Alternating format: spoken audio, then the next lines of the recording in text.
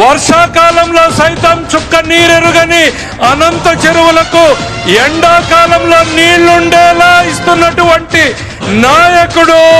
రైతు కళ్ళల్లో ధైర్యం ఒకప్పుడైతే మీసం మెలేసే శౌర్యంగా ధైర్యాన్ని ఇచ్చినటువంటి నాయకుడు.